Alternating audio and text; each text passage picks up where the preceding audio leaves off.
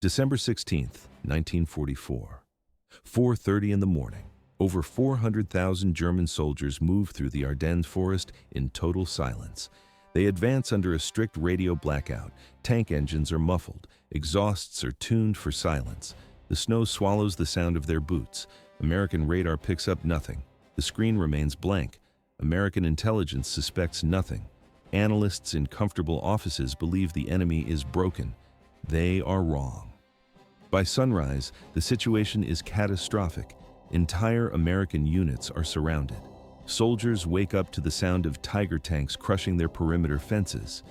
Communication lines are severed. Supply routes are blocked. The Americans are cut off. They are annihilated. How did the Allies miss the buildup? The signs were there, but overconfidence acted as a blindfold. The footage from the front lines shows the result. Burnt-out jeeps line the narrow forest roads. Discarded helmets lie in the red-stained snow. American prisoners walk with their hands behind their heads. Their faces show pure shock. The Germans achieved the impossible. They moved an entire army through a mountain range in the dead of winter. There was no mistake in their planning, but this was only the beginning. The Ardennes became a graveyard. Thousands of young men died in the first 3 hours of the assault. The German tide continued to push forward. Events accelerated. The Allied High Command finally realized the scale of the disaster. Orders were screamed over the radio. Generals scrambled for maps. At first glance, a quiet winter morning. But in reality, the start of the bloodiest battle in American history. The offensive tore a hole in the front line 50 miles wide. The German war machine was back in motion. The story of the breakthrough ended in fire. 1945. The German army is outnumbered and outgunned. Fuel depots are empty. Ammunition crates are dry. On paper, the war is over. But the casualty lists told a different story. Why did the front lines continue to burn? At first glance, a collapsing empire. But in reality, a killing machine that refused to stop. American commanders began to analyze the data. They found a terrifying truth. Man for man, the German soldier was more effective than his American counterpart. This wasn't about fanaticism or brutality. It was about professional lethality. The numbers from the Battle of Berlin prove the point. The city was surrounded. The defenders were doomed. Yet, in just 14 days, German units killed 81,000 Soviet soldiers. They destroyed nearly 2,000 tanks. There was no mistake. American veterans of World War II, Korea, and Vietnam reached the same conclusion. They all stated the Germans were the hardest enemy they ever faced in combat. Why were American casualties in Europe so high? Battles that should have been simple victories became bloodbaths. The U.S. military took notice. After the war ended, the Pentagon didn't just study the enemy. They adopted the German way of fighting as their own, but most people misunderstand how these soldiers were made. To find the answer, look at the timeline. When did a German soldier's training actually begin? Most assume it started at the recruitment office. That is incorrect. The process began at age 10. The archives show the process. It started with the youth organizations. 10-year-old boys didn't just play games. They practiced map reading. They performed long marches with heavy packs. They learned to follow orders without hesitation. By the time they reached military age, the transition was seamless. They weren't learning how to be soldiers. They were already finished products. Events accelerated. The training became more specialized. It focused on small unit initiative. A sergeant was expected to think like a captain. If the officer died, the squad didn't stop. They kept moving. They kept killing. The footage shows young men handling live explosives. The sound of rhythmic drilling fills the air. It was a factory for professional soldiers. This was only the beginning. The 1933. This was the year the transformation began.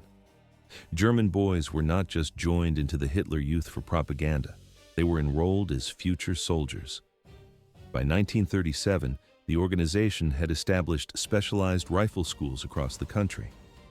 1 year later, 1.5 million boys had already completed marksmanship training. By 1939, the German High Command took direct control. General staff officers supervised military field exercises for teenagers. At first glance, a youth club. but in reality, a massive military academy. Compare this to an American soldier in 1944. He is 19 years old. He has only 3 or 4 months of total training behind him. This included basic training, then a short specialty course, then immediate deployment to the front. But the length of training was not the only factor. The real difference lay in what they were trained to do when the system collapsed. American soldiers soon discovered a problem they were not prepared for. It was a fundamental flaw in their doctrine. American training focused on a simple instruction: learn your role and follow orders. Do what the sergeant says, follow the officer's command. German training was built on a different question. What do you do when there is no one left to give orders? How did this play out in combat? The answer explains why so many Americans died in the hedgerows of France. The footage shows the scenario. An American infantry squad moves through a small French village, the sound of boots on cobblestones. Suddenly, a Maschinengewehr 42 opens fire from a stone building 50 yards ahead. The squad dives for cover behind a low wall.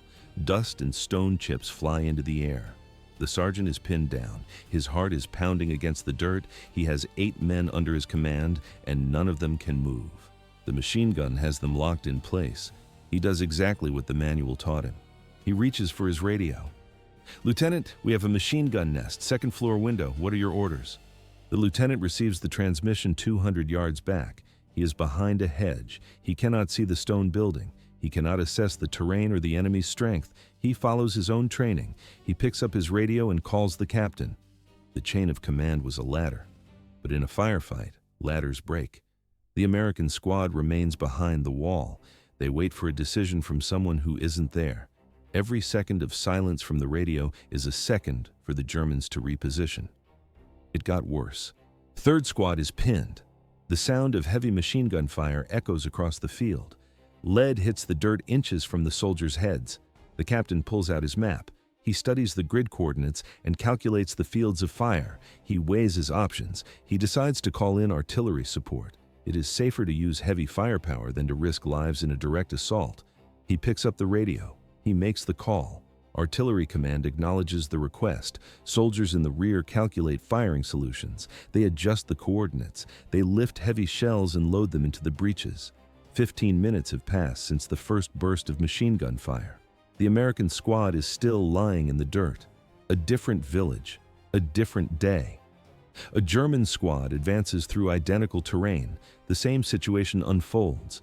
A machine gun opens up from a stone building. The squad dives for cover. But the German sergeant does not reach for a radio. He does not wait for a captain. He is already scanning the target. His eyes move from the ground floor to the 2nd floor. Then, he sees it. A basement window sits half hidden behind overgrown weeds. It is dark and undefended. He catches the eyes of his 2 best soldiers. There are no words, only hand signals. He points to them, then to the left side of the house, then to the basement window.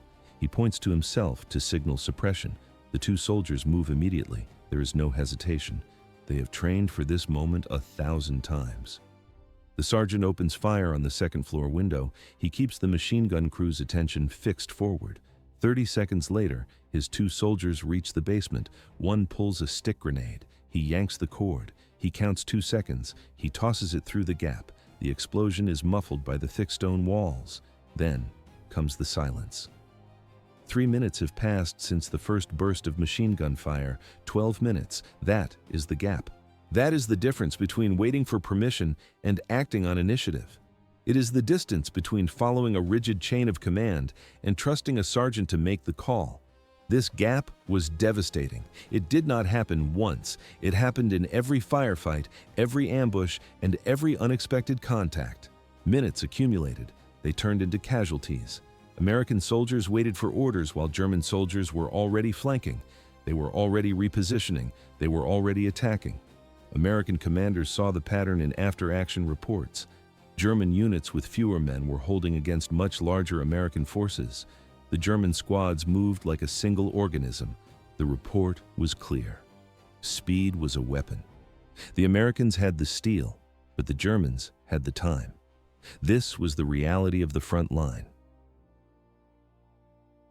1944. German units reacted faster and adapted quicker than their opponents.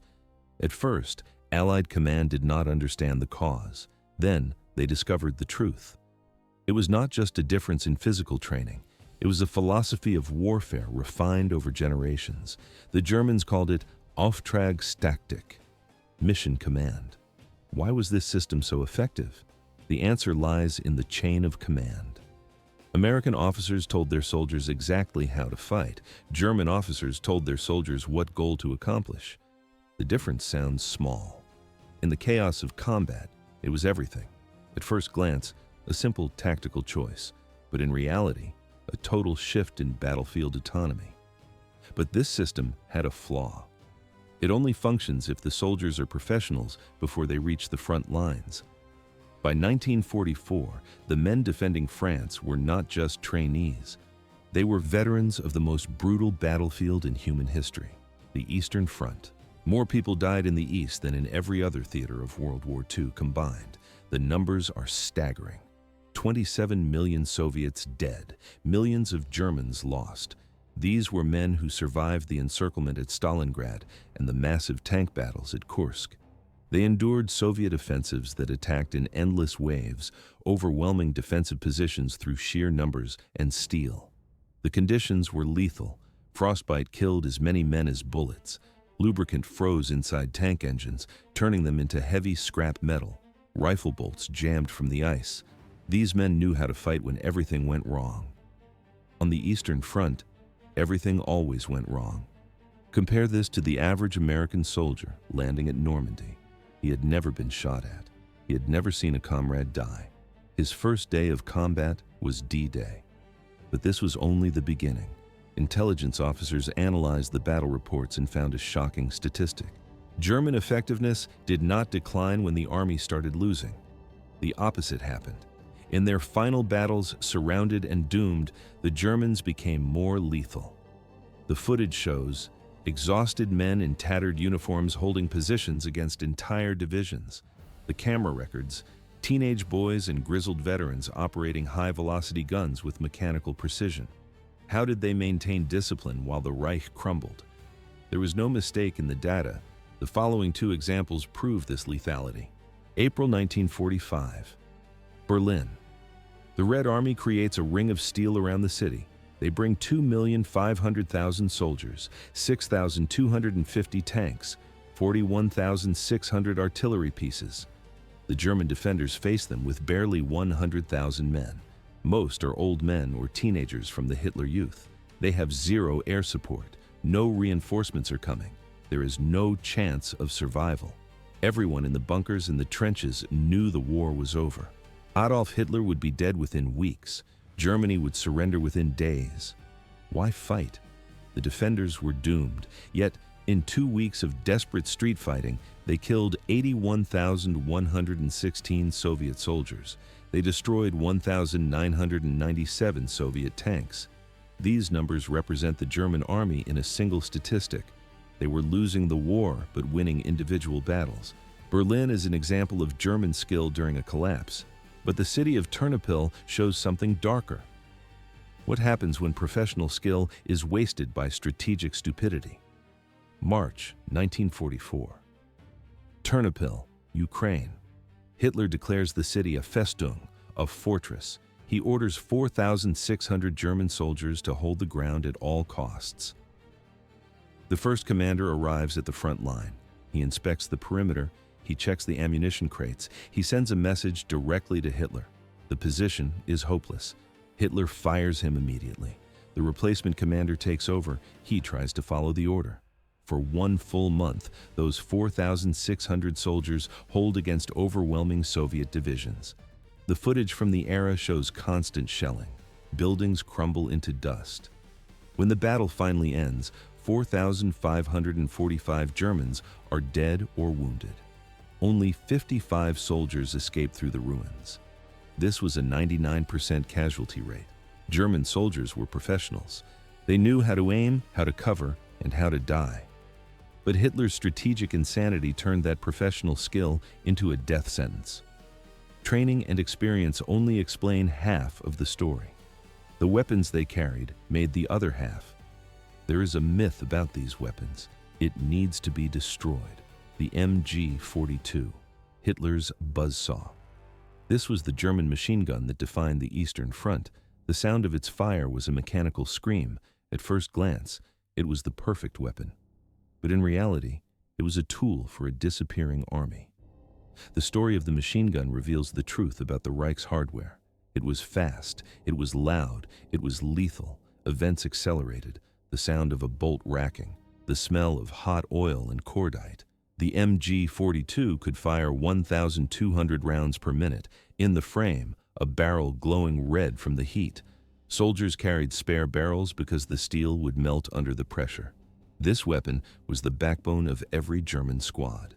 It was the reason a small group of men could hold a street against a battalion.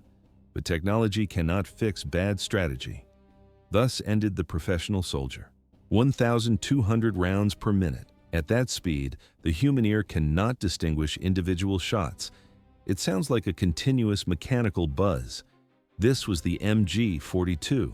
Compare that to the American Browning automatic rifle, or the BAR. The BAR fired 500 to 600 rounds per minute. The German weapon fired twice as fast, but the rate of fire was only part of the advantage. The real difference was tactical doctrine. German squads were built entirely around the machine gun. The riflemen existed to support the gunner, carry ammunition, and protect the flanks. In American squads, the riflemen were the primary force. The BAR was merely a support tool. One German sergeant with an MG-42 produced more firepower than an entire American rifle squad of 12 men. This discrepancy explains why small German units held positions against much larger American forces. They turned every hedgerow into a wall of lead. But the MG-42 is not the most debated weapon of the war. People focus on the tanks. Specifically, one persistent myth. You have likely heard that it took 5 Shermans to kill a single Tiger. This claim is false. The myth originates from one specific source. The book is titled Death Traps, written by Belton Cooper. Modern historians categorize this work as unreliable and anecdotal. The actual data tells a different story. A 1946 United States Army study analyzed 30 distinct tank versus tank engagements. These were battles between the Sherman and the German Panther. The results were clear. The Sherman had a kill ratio of 3.6 to 1 in its favor. It was not the other way around. British after-action reports confirm this trend. Across all tank engagements, Allied forces inflicted 1.3 casualties for every Sherman lost. The numbers do not lie. At long range in a frontal engagement, the Sherman faced a disadvantage. Its armor was thinner and its gun had less penetration. But American doctrine did not rely on frontal charges. Commanders practiced flanking maneuvers. They called in air support. They utilized specialized tank destroyers. They fought to win, not to be fair. There is one critical fact that many people forget. The Tiger tank was extremely rare on the battlefield. Most German tanks were Panzer IVs. The Sherman fought these tanks on equal terms. The footage shows burning hulls across Europe. Many of those hulls are German. The myth that American tanks were helpless is a fabrication. The records prove the Sherman was a winner. 1,350. That was the ratio. For every Tiger tank Germany rolled off the assembly line, America produced 10 Shermans. The Sherman was not a miracle weapon. It was a product of reliability and mass production. Why did American soldiers suffer such devastating casualties? They had better logistics. They had superior manufacturing. They had overwhelming numbers. The answer lies in a paradox. American abundance created a hidden weakness. How did the best logistics in military history slow down an army? It seemed impossible, but the data proves it. When American units requested artillery, hundreds of heavy guns responded. When they encountered resistance, aircraft arrived in full squadrons. Replacement tanks reached the front lines in 48 hours. Germany had none of these luxuries. Their troops were undersupplied, short on fuel, and low on ammunition. At first glance, a clear advantage, but in reality, a mechanical anchor. Superior logistics made American units heavy. They moved methodically. They waited for supply trucks, established secure lines, and consolidated every inch of ground. German units traveled light. They moved fast. A German unit could be defeated in the morning and launch a new assault by the afternoon. The footage shows the difference. American columns are miles long, filled with fuel tankers and crates. German units are fragmented but mobile. While Americans were busy setting up camps and organizing depots, the Germans retreated, regrouped, and struck back. Firepower won the long game. But in individual engagements, German speed killed. The Battle of the Bulge remains the ultimate example. Germany committed nearly 500,000 men to the forest. By the end, they lost over 100,000 soldiers. These were irreplaceable losses. The German war machine was breaking. For the United States, thousands of fresh replacements were already crossing the Atlantic. The numbers were on their side, but a different cost was mounting. It was a psychological burden that had nothing to do with direct combat. The situation grew worse. January 1945. The cold was as lethal as the bullets. This was the final price of the breakthrough. January 1945. It was the coldest winter ever recorded in Western Europe. American soldiers in the Ardennes faced two enemies. The first was the German army. The second was the weather itself. Temperatures dropped so low that the climate killed men without a single shot being fired. The environment was a weapon. 23,000 American soldiers became casualties of trench foot in just 2 months. The process was physical and brutal. Feet got wet in the melting snow. They stayed wet inside leather boots during freezing nights. The flesh began to rot. It turned gray, then purple, then black. Amputations followed by the thousands. Men tried to hold their rifles while their own feet were dying underneath them. How did the Germans survive? At first glance, a shared disaster. But in reality, a massive advantage in experience. The Germans had spent years fighting on the Eastern Front. They understood winter survival and prevention. The Americans were learning these lessons while losing limbs. There was no room for error in the snow. There was also a psychological cost. The conflict felt personal. Many American soldiers carried German last names and had German ancestry. One veteran described the internal struggle. He looked at the enemy and saw his own family. You would capture a prisoner and realize he looked like your uncle from back home. This connection made pulling the trigger difficult, but this was only the beginning. Everything changed on December 17, 1944. One event erased all sympathy near Malmedy, Belgium. SS troops under the command of Joachim Peiper captured 84 American soldiers. They did not take them to a camp. They lined the Americans up in an open field. Then they opened fire with machine guns. The footage from the aftermath shows the result: frozen bodies face down in the snow. This was not the Wehrmacht. Those were professional soldiers who followed the rules of war. These were the SS. They were Nazi ideological troops. They were not soldiers. They were murderers. The sound of the machine guns ended the hesitation.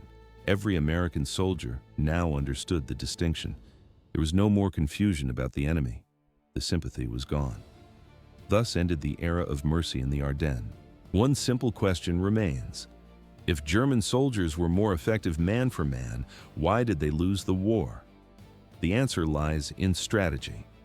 Adolf Hitler made catastrophic decisions. He demanded the defense of fortress cities like Ternopil. He launched the Battle of the Bulge. This was strategic stupidity. It squandered tactical brilliance on impossible goals. Logistics decided the outcome. Germany reached its peak production rates too late. They could not match the American industrial machine. One Liberty ship launched every single day. One bomber rolled off the assembly line every hour from a single factory. Numbers created a wall of steel. America replaced every loss. Germany could not. Every German casualty was irreplaceable. The soldiers were let down by their leadership. The footage from the front lines shows the result. Burnt-out Tigers, empty fuel cans, dead horses next to abandoned trucks. American soldiers who fought the Wehrmacht came away with respect. They did not respect the Nazi Party. They respected the soldiers. A common saying emerged in the barracks: you hadn't been in a real war unless you had fought the Germans. After the war, the study began. American officers scrutinized German tactics. They adopted mission-oriented command. The modern United States military now uses concepts borrowed directly from German doctrine: decentralized command, mission-type orders, non-commissioned officer initiative. The Germans lost the war, but their doctrine influenced global armies for generations. How did it happen? German soldiers were more effective because of three factors: training, doctrine, experience. But America brought more soldiers, superior logistics, and strategic clarity. Quality lost to quantity, but the quality was real. The veterans who faced them never forgot it. Now, consider the facts. The 5 Shermans to 1 Tiger myth is false. The data shows a different story. Why did the German army perform this way? Is the data proof that they were actually better? Or is this simply history romanticizing the losing side? Drop your answer in the comments. The debate starts there. If this data changed your view of World War II, hit the like button. Subscribe for more history that destroys myths. The story ends here.